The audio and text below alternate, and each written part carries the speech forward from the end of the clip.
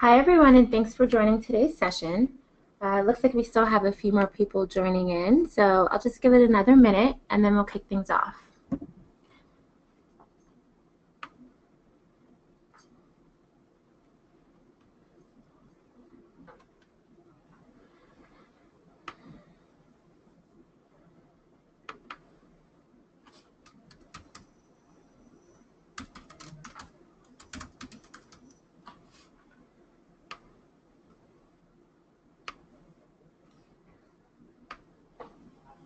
All right, let's get things started.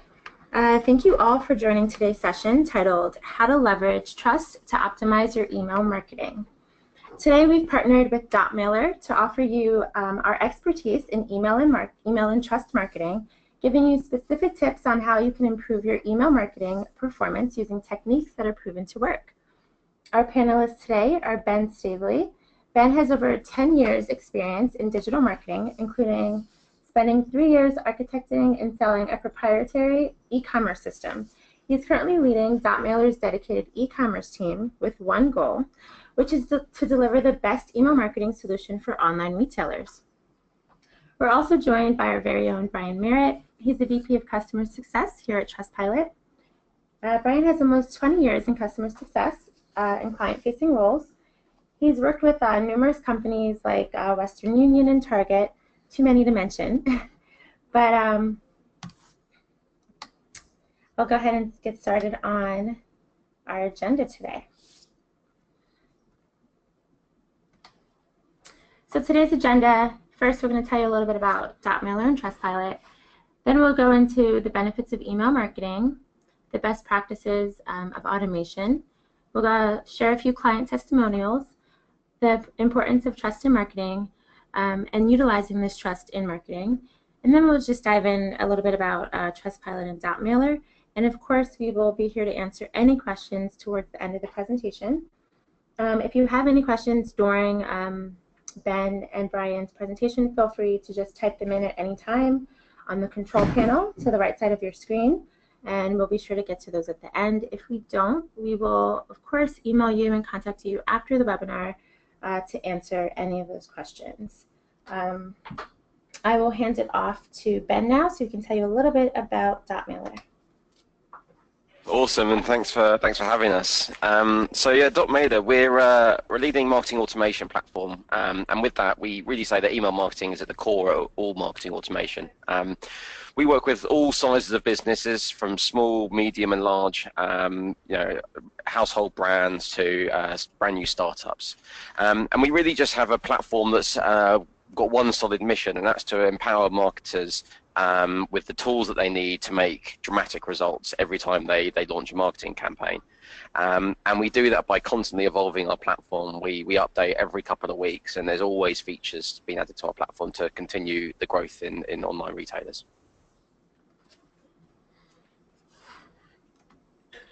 Great. And this is Brian with Trustpilot. Thanks again for everyone's time today. A little bit about Trustpilot. We help consumers buy with confidence by sharing their experiences, their authentic experiences with customers, with companies rather, and then we help companies share those reviews with their other consumers.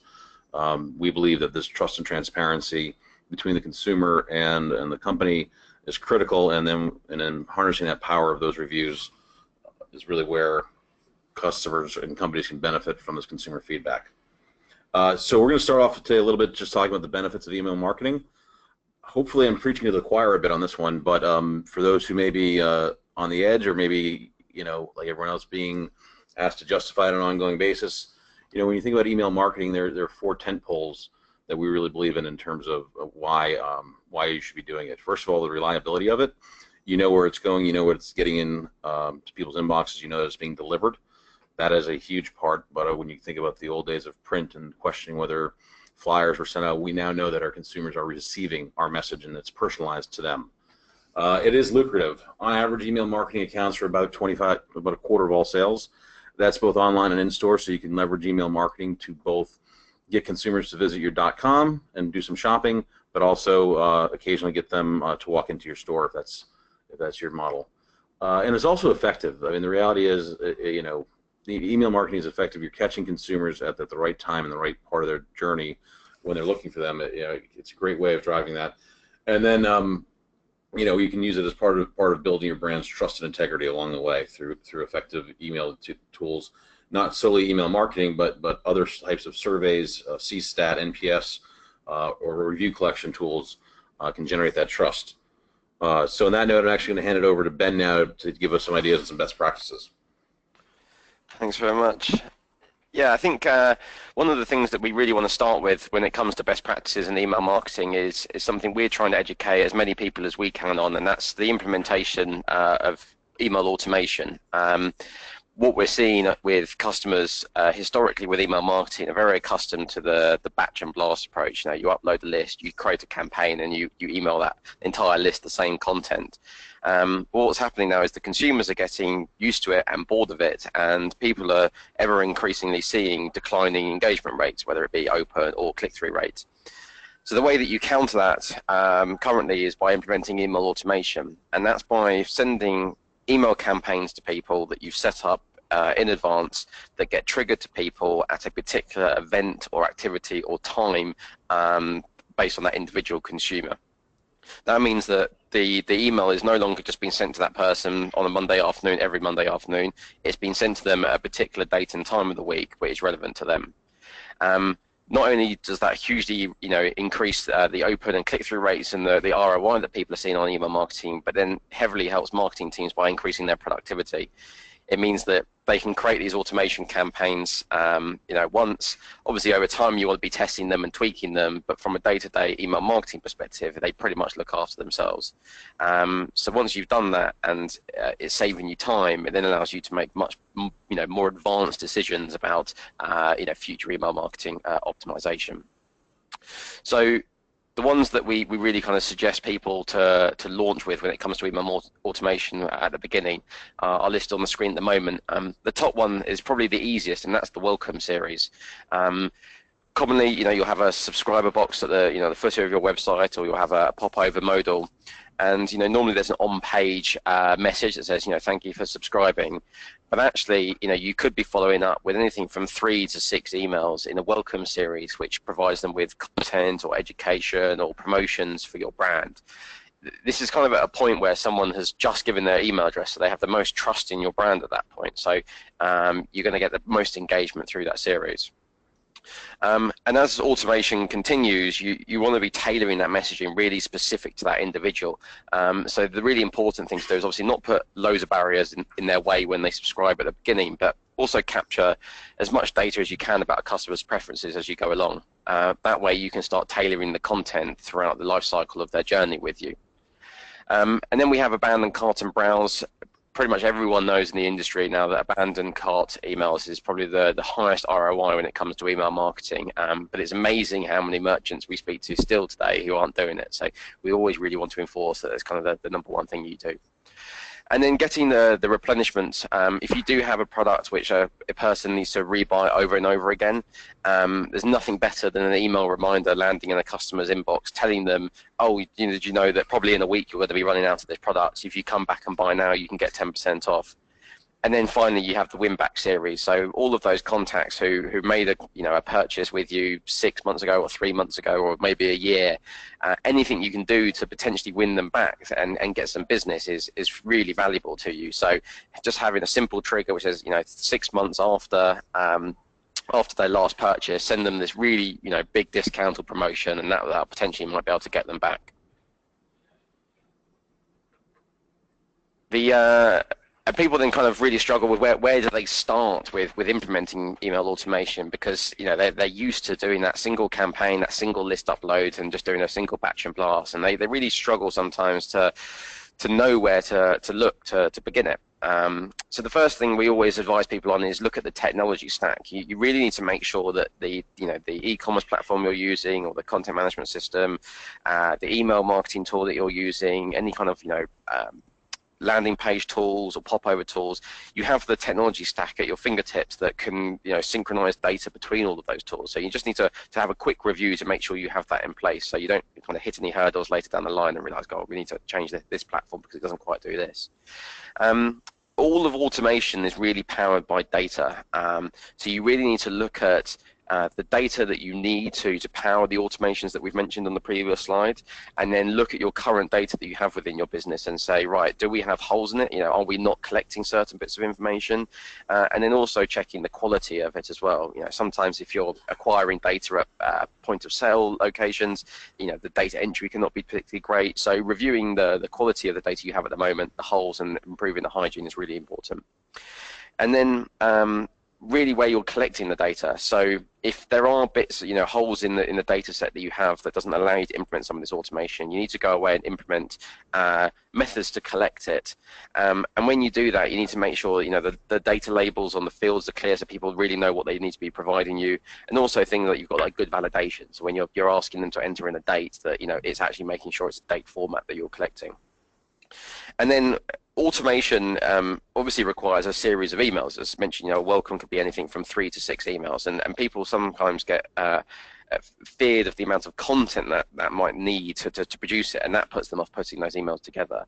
But generally, if you do look across your business, you know, on your existing website, in your brochure, and any printed collateral you've done, you probably have a lot of the content that you need already at your fingertips. So looking at the, you know, your existing content, and then understanding where you need to, you know, fill in some holes, but try and repurpose as much as you possibly can, at least as a starting point for this automation. And then finally, email automation is never finished. The trick really is to do something quick and easy, and then test it, tweak it, test it, tweak it, and never stop doing that. And applying that approach, you'll continue to see, you know, ongoing better results. So we actually have 2 or 3 examples here of people who have implemented email automation, and, you know, the sort of stats that they're seeing. The first one is Monin. They saw a 10% increase in email revenue from their welcome program, and they also did a popover, and it was just literally transformed their data acquisition, and now they generate over $20,000 worth of revenue literally just from their welcome series. I talked about abandoned cart. Across all of our customers, we generally suggest and see people implementing a 3-step abandoned cart program. The really important email is the first one, and that's sent within an hour of the person abandoning.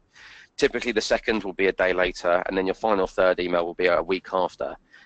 As a result, we're seeing almost 23% of sales are recaptured using that 3-step abandoned cart process.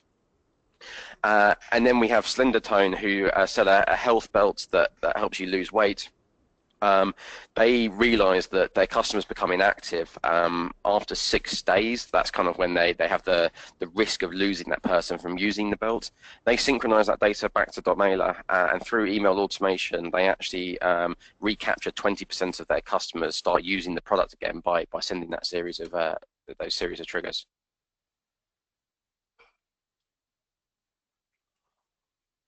I think those are some good examples, Ben, of some you know, highly successful email marketing campaigns. And I think you know, when we look at those stats, I think it goes back to some of your earlier points of the importance of measuring things, and then also, you know, I'd say A/B split testing. Would you agree those are probably, you know, keys to making successful email marketing campaigns? Yeah, I think totally. I think people can sometimes get caught up in potentially the wrong metrics.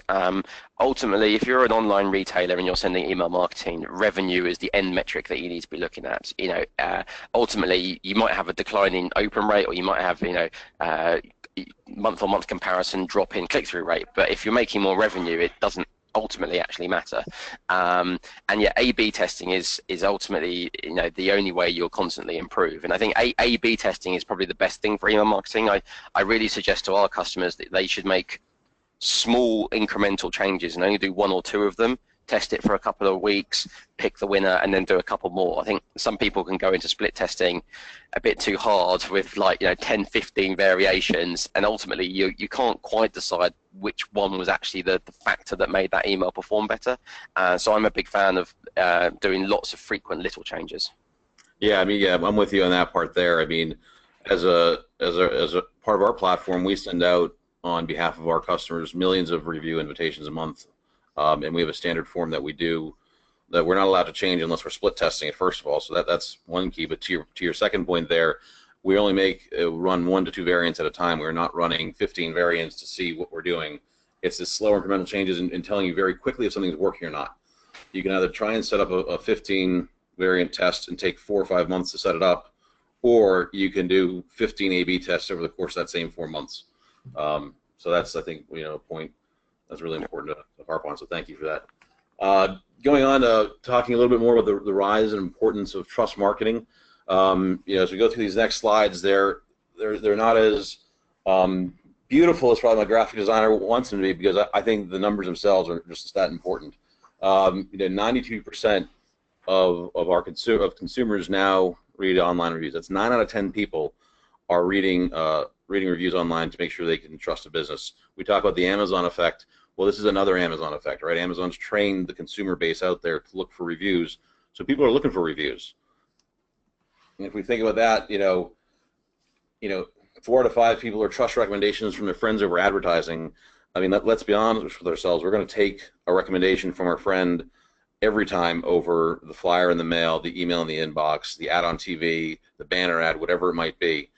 That's just human nature. We trust each other. We trust our friends and family and our community, which then leads us to the fact that, again, 80% of consumers trust reviews as much as personal recommendations. While you may not know the person leaving the review, you do know that they are leaving if you hope they're leaving an authentic review, good, bad, or otherwise. That is right. So consumers trust negative reviews about companies just as much as they trust positive reviews about companies, which then leads us to our final stat, which is 22% of brands are trusted. That's 1 out of 5 brands are trusted. This doesn't mean that 80% of brands aren't trusted. It means that 80% of brands haven't established trust with their customers. I don't know that I'd view United, given their incidents earlier this year, as an untrustworthy company, but I certainly know they're not trustworthy. But whereas, in Apple, I'm very trustworthy about what Apple's going to deliver for my new iPhone. So, that's that. So the real question there is, how do you break into that and react to that lack of trust and establish that trust? And there are a number of ways you can do that. Reviews, user-generated content, and testimonials. Those are all kind of really important ways that you can improve your trust. You're running the right social campaigns, collecting the right reviews, getting customer testimonials up and on site is paramount. One thing I personally don't think companies do enough of is referrals. Referrals are pretty powerful, and they're also pretty easy to do. The reality is, giving a $10 coupon to me if I refer Ben to your company is great. I'm not going to refer Ben if I don't find you trustworthy, but if I do, I now have that added incentive to do such. So that's another voice of trust there. Am I really going to refer Ben? It's not worth $10 to me to ruin our friendship, our relationship, just so I can give him a bad service example, or give him bad service by your company. And then some other key areas are personalized marketing and more articles and less ads. Native is becoming increasingly important, and people are understanding they're being advertised to a lot. The more that you can personalizing takes that away, takes that feeling of being advertised to away, and again, more articles and content does that as well. So those start establishing trust. If all you're doing is spamming your customers with ads, that's not very healthy. If you're giving them thoughtful, meaningful content that you'd likely have already, just repurposing it is a great way to start establishing that trust. So I think when I think about customers, we got 2 or 3 examples coming up. But one of our customers, Just Fab, does an incredible job of using trust in their marketing. They really in all different channels are promoting their trust and their reviews and their openness. Around there. I think if we go to the next slide. And Ben, did you have anything you wanted to add on this aspect? Yeah, I think it was probably just to touch on something I talked about earlier, and that's really the approach and methodology that you take in acquiring kind of more data and preferences about your customers. I think the more you can demonstrate to the end consumer that you know about them and you're tailoring the messaging about them, I think that builds trust in a great way as well.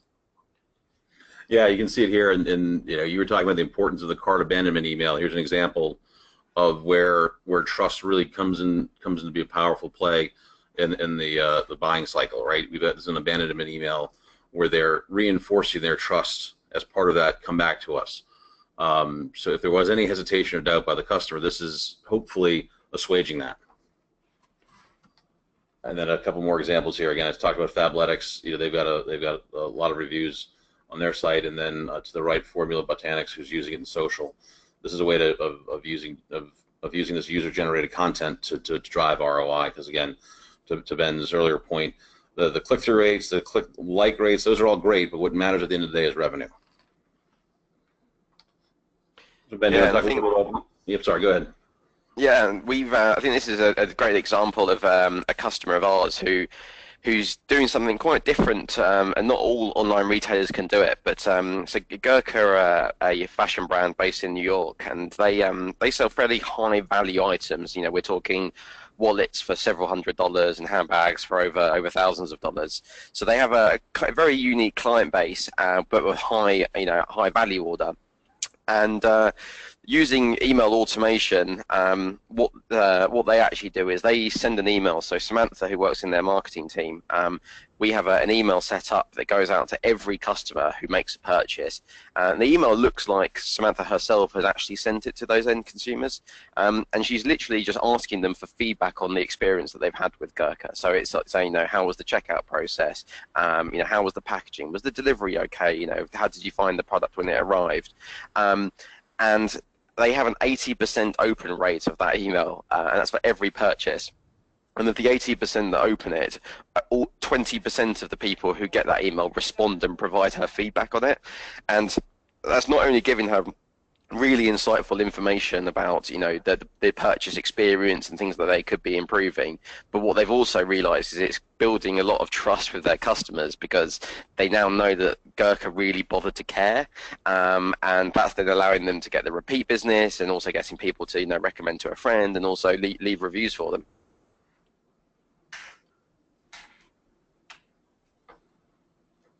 And I think one thing, as we talked about earlier, is really the use of tailoring content as well to make it really specific to the end consumer. I think if you can make it really quite apparent that you're communicating with them on a one-to-one basis, they're going to really believe in you as a business. And one of the ways you can do that probably most effectively and easily at the moment is using product recommendations. So we actually partner with a company called Nosto for recommendations, and they're a really great bunch of guys, and they gave us some fantastic stats here that they're seeing across their customers who obviously integrating with .mailer, including product recommendations within email campaigns, can potentially improve your click to open rate by 73%, which is obviously like a phenomenal engagement improvement gain. And across all of the customers that they have who are using email product recommendations within their email, they're having a 20% increase in conversion rate when they're including those tailored specific product recommendations. So you're benefiting from ever increasing engagement rates by doing that one-to-one marketing. You're then obviously generating far more revenue from it, and then you have the final stat, which is a huge upside, which is less people are unsubscribing. So because you're building that one-to-one relationship and you're building that trust and the communication with that person, people are becoming less inclined because they're thinking, well, they're caring about me, so why should I? And 56% of people unsubscribe from emails when they feel the content is no longer relevant to them. So the relevancy is a really important metric when it comes to email marketing.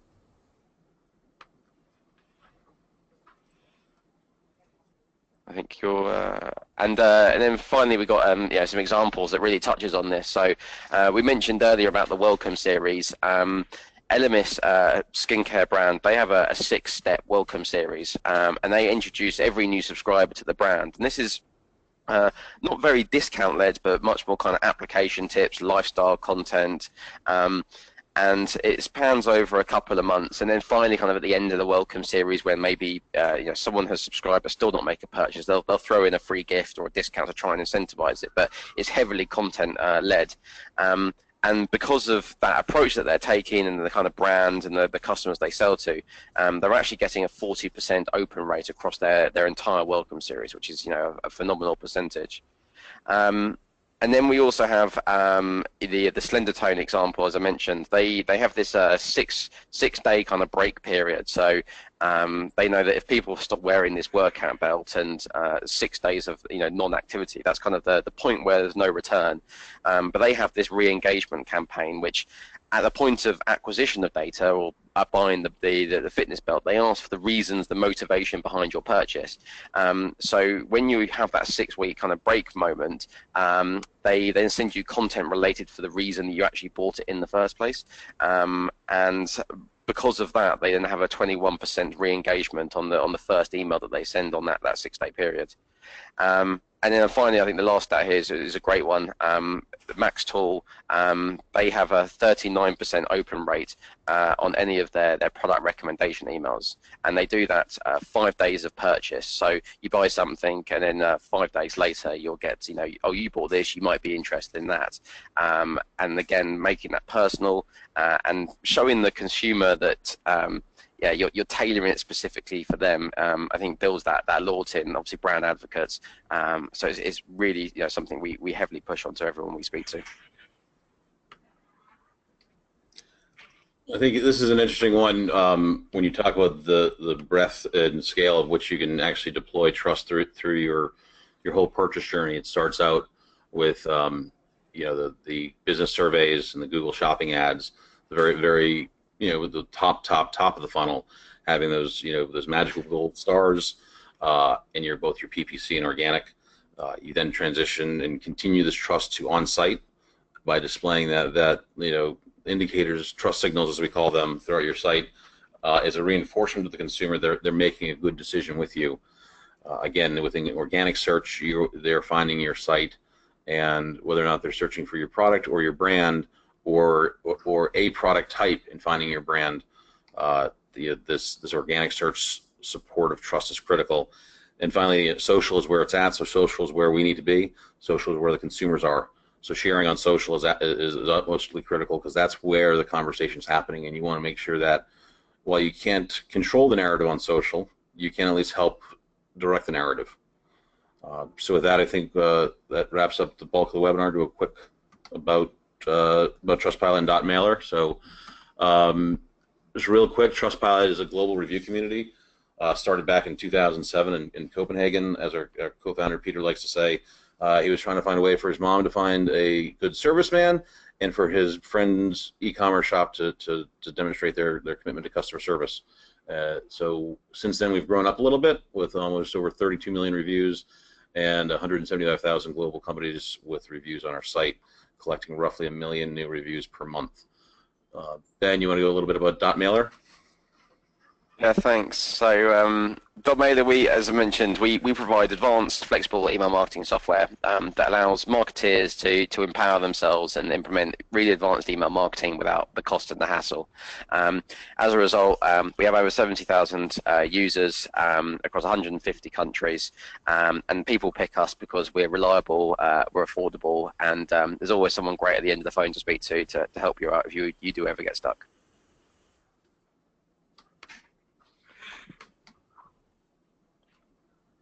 I think that takes us on to a Q&A, I think. Yes, thank you, Brian and Ben. Let's check out our questions here. If you haven't already, please go ahead and type your questions in the control panel, and we will get started. So the first question here is for you, Ben. Do you have any tips from a design perspective on where and how to best display the trust box in email? Yeah, I think the key thing there really is looking at the email clients that your customers use. So depending on if you're reading emails on your iPhone, or you're looking at them at Gmail, or you're looking at them in Outlook, that can actually heavily impact the positioning and the layout of the first bit of content or the first bit of images that people see. So you need to, after a few email campaigns from your email provider, you should have a breakdown of the clients and the devices people are using, and then really just tailor and design the content around that. Obviously, the key thing you want to do is put the trust probably as close as possible to the main call to action. So if you're going large on a main product image and you've got a big button to buy now or shop now, listing the trust, the reviews and the stars just above that is probably your best positioning. But tailoring for the device and the email clients that your recipients mostly use is also a key thing to do. Okay, great. Let's see. How do you integrate the Trustpilot ratings into one email service provider? I think that's one for you, Ben. Sure, yeah. We've got, there's a few different ways that you can pull in reviews. Obviously, there's nothing stopping you just manually creating, your own imagery to include and link through to the reviews that you have on the site. A number of providers will provide you, maybe like a HTML widget that you just kind of copy out of your review provider and put it into your email tool, and then there's also capabilities through some providers to do kind of like an API integration. So at the point of send, Dotmailer can go to your review service and pull the reviews in. Okay, good, thank you. Here's another question. I'm having trouble getting customers to respond to my review invites. What are good ways to increase my response rate, and what are the best ways to ask for feedback or reviews? No, I'll take that one. Yeah, you can take that, Brian. Yeah, so I think it's real important. The first thing is that you're really optimizing when you're asking for feedback. If you're shipping products to customers, it's probably not good to ask them, minutes after purchase how they're enjoying their product. They may not have it yet. So think about when you're asking for reviews. Too long, too short, depending on what your demographic is like. The old mantra, 2 o'clock on Tuesdays is great for email marketing. Well, that's a general rule of thumb, but it may not be good if you're marketing towards folks that it's not a good time for them. The other one is always the good old incentive, right? Ask for people, offer sweepstakes for people that leave a review. As long as you're not incentivizing for a good review, as long as you're incentivizing for all reviews, that's fine. You never want to be in a place where you're asking someone to leave a 5-star review in exchange for a coupon. That will absolutely destroy your trust. There's a great Warren Buffett quote that says it takes 30 years to build a brand's trust. It takes 5 minutes to destroy it. So if you start asking people to leave you a positive review in exchange for a coupon, you're done. No one's going to trust you anymore. Yes, those are some ideas on that. Great. We have another question here. What are the best places to display ratings and reviews? So right off the bat, most companies have an About Us page. That would be a great place to start displaying some information about you. But then you really want to think about it throughout the purchase process and the conversion funnel, having the right kinds of reviews displayed on the right pages. So those widgets, those indicators, those trust signals, as we call them, next to buy now buttons, next to submit feedback. If you're a lead gen site and you're just looking for emails to collect and prospect against, right next to that submit now button is a great place to increase your reviews and your visibility. It's right at that last moment where people are about to make that decision. You want to reinforce it. Any advice on dealing with negative reviews? I think you can answer that, Ben. Ben? Yeah, I think negative reviews, I think the best way you can really counter them is always been offering your service and your support back to them. I think if you can be publicly responding or obviously directly commenting out to the person who's left a negative review, I think all that can do is really build confidence in anyone who does read it, see that you care and that you're bothered to do something about it. And typically, if you really do an Excel job at turning that around and making that customer feel happy again, to then see a follow-up comment from that customer where they say, oh, thanks for reaching out, thanks for solving that problem, can actually spin that negative into an even greater positive. Great, thank you. Are there a certain type of email that you found gets the most response when Trustpilot is included? Example, welcome series, product promotion emails, promos, abandoned cart, etc. Yeah, I think as we discussed a little bit earlier, the abandoned cart email is where we're seeing the most success with trust and emails. That's a person who is about to make a decision. You literally can't get any closer to making a decision than putting something in your cart. So getting them back and getting them back to make that decision is important. So therefore, using trust in that communication is of paramount importance. You do want it everywhere, but you gotta pick your battles when it's important to have your Trustpilot widget at the bottom of a newsletter versus click here for 50% off coupon, right? You're going to want the coupon almost every time is going to win. But I'd say the abandoned cart email is the most important thing. And then depending on the kind of service you're providing, I'd say the welcome series is second. If it's an ongoing decision or if it's a meaningful purchase size, you're going to want to reinforce people that they're making a good decision. So, or they've signed up for good service. So in that initial welcome email, maybe the first, second, or third one in would be a great place, just reinforcing this as kind of saying, hey, you did a good job, you made a good decision. Look, Ben said the same thing when he bought us 6 months ago. Here's his review. So that's what I would suggest for those two, the two most powerful segments. Great, thank you. Okay, that looks like all the time we have today. Once you exit out of this presentation, you'll receive a quick survey. Please take that so that you can provide us with feedback. It always helps us improve our sessions. If we haven't got to your question, we will be sure to follow up with you one-on-one after this presentation concludes within your thank you email. So be sure to forward the presentation onto your friends if you like, colleagues. Otherwise, thank you all for joining us. Thank you, Mailer, for presenting with us today, and Brian and Ben for your time. Have a great Thanks rest for having of the us. day.